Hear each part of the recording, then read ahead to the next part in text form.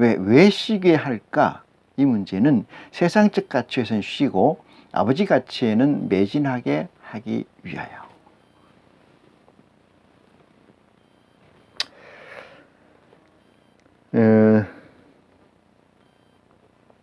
너희가 13절 너희가 내 이름으로 무엇을 구하든지 내가 시행하리니 이는 아버지로 하여금 아들을 인하여 영광을 얻으려 하게 하려 함이라. 이렇게 얘기해요. 아버지로 하여금 아들로 하여 영광을 얻게 한다. 하나님이 여기 아버지가 계시고 아버지가 이 얘기를 어떻게 설명을 해야 되냐. 하나님이 계시면은 여기 아들이 있지 않았습니까? 이게 예수님이라고 치면은 예수님이 통해서 우리가 이게 너희라는 존재들이 만들어지잖아요.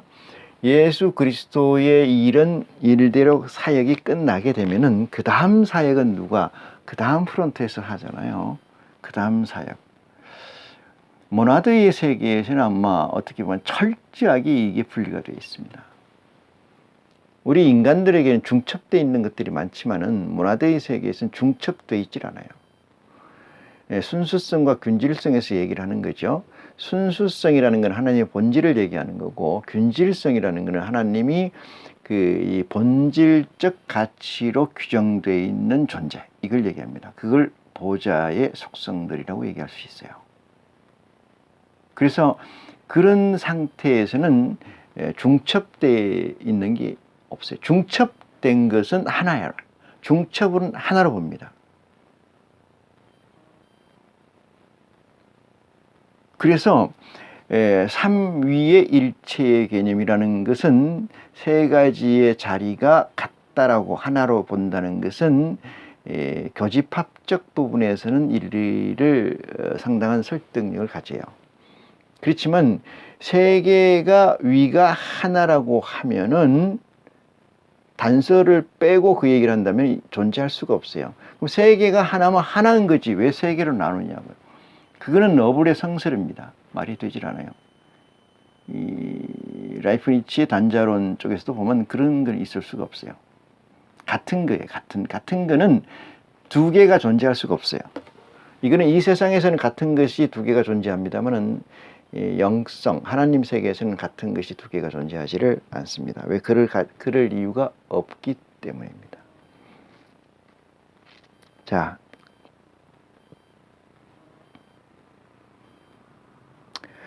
14절 내 이름으로 무엇이든지 내가 내게 구하면은 내가 시행하랴. 15절입니다. 너희가 나를 사랑하면은 나의 계명을 지키라. 이렇게 얘기합니다. 너희가 나를 사랑하면은 나의 계명을 지키라. 이렇게 얘기를 하니까 계명이라는 걸 가지고 좀 얘기를 좀 드려야 되겠는데, 계명이라는 것과 혼돈하는 게 있어요. 조금 전에도 제가 얘기를 드렸어요. 이게 아버지가 있고 여기에 예수님이 있고 여기에 성령이 있어요. 여기가 성령, 여기가 예수 그리스도, 여기가 아버지입니다. 아버지는 이걸 다 포함해요. 예수님은 이거 포함하고 요거 포함합니다. 그 안에 성령은 또 이렇게 포함돼요. 여기 삼위일체의 개념을 가지는 거예요.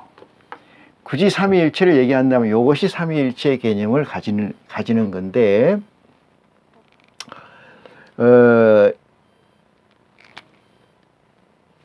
율법이라는 것이 있고 계명이라는 게 있어요. 이 율법과 계명을 좀 비유로 설명드리면은 여기에서 전체적으로 있는 것이 하나님 전체로 가지고 있는 것을 우리는 계명이라고 합니다. 계명. 그래서 이 계명은 10가지를 우리에게 모세를 통해서 줬는데, 자, 율법이라는 거는 수평적 가치래요. 수평적 가치인데, 수평적 가치를 지킬 만한 자들에게 규정으로 주는 것을 율법이다. 이렇게 얘기를 합니다. 수평적 가치. 자, 학교를 가면은 선생님이 책상 위에 올라가지 맙시다. 휴지를 버리지 말아요. 누굴 나쁜 짓을 하지 말아요. 때리지 말아요. 괴롭히지 말아요. 이런 것들을 얘기해요. 그게 수평적 가치예요. 그들끼리의 공유된 가치, 그 질서를 잡기 위해서 하는 것. 이거를 율법이라고 해요. 이걸 law, 법이라고 합니다. 그 다음에 계명이라는 거는 뭐냐면은 이거는 이 수직적 가치예요. 수직적 가치라는 거는 하나님과 피조물의 관계, 하나님과 백성의 관계, 하나님과 아들의 관계가 계명이에요. 수직적 관계에서는 내적 영향이 허용되지 않습니다. 수평적 관계, 율법에서는 허락이 돼요. 이거를 혼돈해서 잘 모르는 사람들은 하기야 뭐 이렇게도 얘기하고 저렇게도 얘기하죠. 개념이 없으니까. 율법이 뭔지 계명이 뭔지 아무 개념이. 율법이라는 것을 계명을 볼까요? 계명은 모세가 시내산에서 받은 첫 번째 계명이 다른 신을 섬기지 마라. 두 번째, 다른 신을 만들지 마라. 세 번째, 내 이름을 망령되이 일컫지 마라. 일컫지 마라. 네 번째, 안식일을 지키라. 다섯 번째부터 쭉 내려가요. 이 다섯 번째부터 쭉 내려가 있는데 10번째까지 사실상 다섯 번째 이하의 것은 계명이라기보다는 율법이죠. 율법.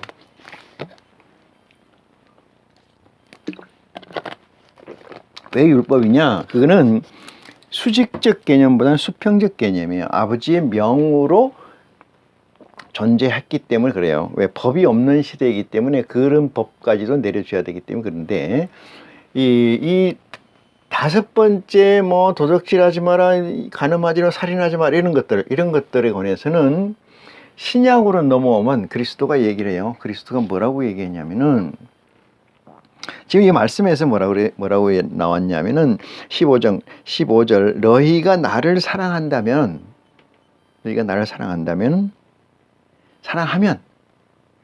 나의 계명을 지켜라 이러잖아요.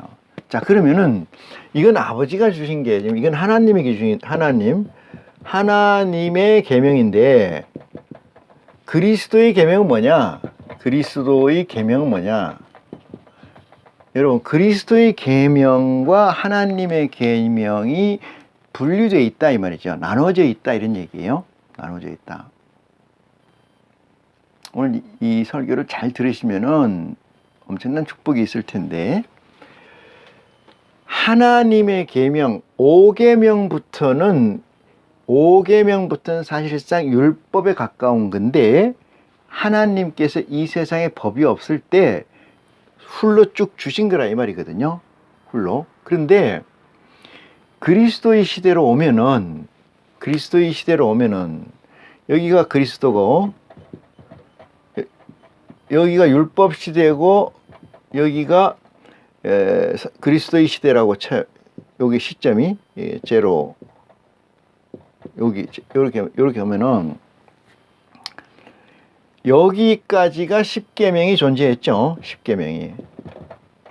여기까지 10계명이 존재했습니다. 여기 이후로는 10계명이 존재하지 않아요. 10계명이 존재하지 않아요.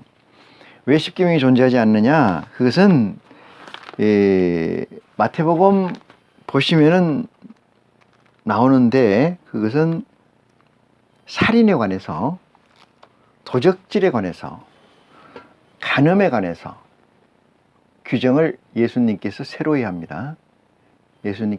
그것이 율법이에요. 율법. 예수 그리스도께서의 율법. 그럼 예수 그리스도께서 사랑이 뭐냐? 율법이라는 걸 우리는 자법이라고 그래요. 이걸 아들 자자를 써서 자법이라고 얘기하고 이 계명을 모법이라고 합니다. 모법이라 그래요. 모법인데 모법과 자법이라는 것은 자법은 항상 모법에서 출발하죠. 모법이 전제돼서 자법이 만들어지는 거잖아요. 그러니까 우리나라 같으면 헌법이 모법이게 되고 그 이하 모든 법이 그 이하에 속한 자법이 됩니다. 예수님께서 우리에게 주신 모법이 뭐냐? 그게 사랑이에요. 예수님께서 여기서 우리한테 주시는 게 사랑이에요. 그럼 사랑을 우리에게 모법을 줬는데, 계명으로 줬는데, 요것은 어떻게 됐냐? 그대로 유지합니다. 왜 그러냐면은 아들이 되든 백성이 되든 종이 되든 이 가치는 변화가 없기 때문에 그래요. 이 가치는 변화가 없겠다.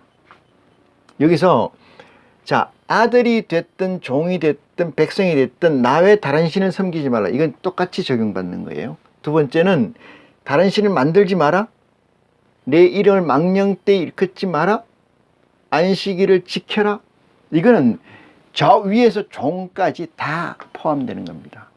이것이 그래서 계명이에요. 이건 예수님께서 아들의 포지셔닝 입장에서 이것을 손을 댈 수가 없는 거죠. 그래서 이 이하 율법적 가치에 있는 계명을 손을 대요. 그것이 간음과 살인과 도적질이라는 것과 형제 간의 수평적 관계의 개념을 정리를 예수님이 합니다. 예수님. 그런데 예수님께서 2000년 전에 오셔서 이런 얘기를 해요. 이런 얘기를 율법과 선지자의 강령 이렇게 얘기해요. 율법과 선지자의 강령은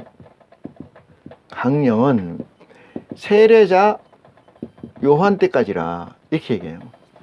예수 그리스도의 말을 예수 그리스도를 믿는다는 것은 예수 그리스도가 남겨놓은 메시지를 내가 체화하는 거예요. 체화. 그게 믿는 겁니다. 믿는 건 체화예요.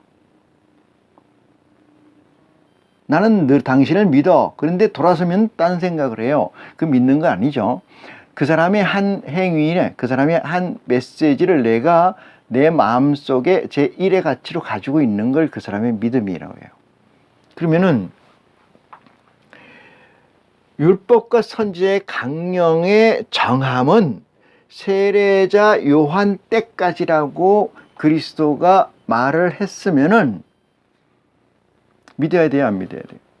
그것을 믿어야 돼요. 믿는다는 건 뭐예요? 그것이 내 행위에, 내 믿음의 규정에 적용이 돼야 돼요. 적용이. 근데 왜 예수님께서 율법이라고 적신을 했지만은 선지자의 강령이라고 얘기는 했지만은 왜 계명이라고 얘기하지 않았느냐? 예수 그리스도의 계명은 다시 얘기할 거니까 그래요. 할 거니까 그렇고 이것은 네 가지의 이 계명은 그리스도께서 손이 될 여지가 없는 법입니다. 계명이에요.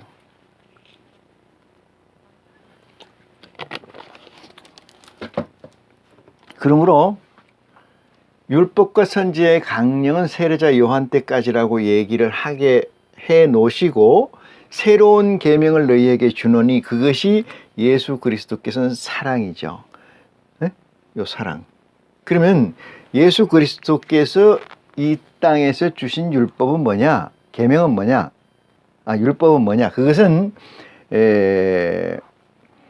살인하지 말라에 관한 살인의 규정, 도적질의 규정, 그 다음에 형제 간의 규정, 이 재물을 드리려고 하다가도 어떤 일이 형제가 서운한 게 있으면은 그것부터 사화하라는 얘기. 간음이라는 것이 어떤 것인가의 규정. 이것이 율법이라면 율법입니다. 이것이 율법이에요. 그것은 이 율법들의 규정의 기본 속성이 뭐냐? 그게 생명의 성령의 법이에요. 이게 생명의 성령의 법. 이 생명의 성령의 법이라는 것은 수평적 관계의 법이긴 하나 이 생명의 성령의 법이라는 수평적 관계, 율법이라는 거죠. 이 법은 수평적 관계의 법이긴 하나 이것을 지키든 안 지키든 간에 그것은 누구 책임이라는 거예요? 본인 책임이라는 거예요. 왜? 전국의 심판자가 하나님이시기 때문에 네가 당장 범하든 당장 안 지키든 당장 팽개치고 살든 나는 터치할 바가 없다 이 말이거든요. 하나님 왜 그걸 터치하겠어요? 하나님의 존재가 왜 그걸 일일이 터치합니까? 제사장도 없고 대제사장도 없는데 마지막 날에 네 행위대로 심판해. 이게 전부예요. 이게 생명의 성령의 법이에요. 그러므로 예수 그리스도 시대의 율법이라 하는 것은 마음의 법입니다. 마음의 법. 마음의 법. 이 마음의 법은 누가 만들어져요? 계명에서 만들어지고 그리스도의 복음에서 가이드가 설정돼요. 하나님은 예수님 우리에게 중심을 보시는 하나님. 중심을 보시는 하나님. 중심이라는 건 뭐죠? 우리가 이 땅에서 이 썩어질 땅에서 살고 있지만은 살고 있기 때문에 온갖 것을 저지를 수가 있어요. 율법 구약에서 있었던 율법 그대로 적용하면 한 사람도 온전한 자가 될 수가 없어요.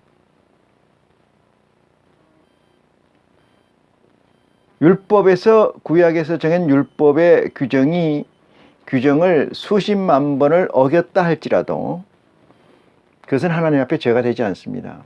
여호와 앞에는 죄가 될지 몰라도 아버지 앞에서는 죄가 되지 않아요. 왜? 중심에서 의도가 선하다고 하는 단서를 붙는 경우에 그렇습니다.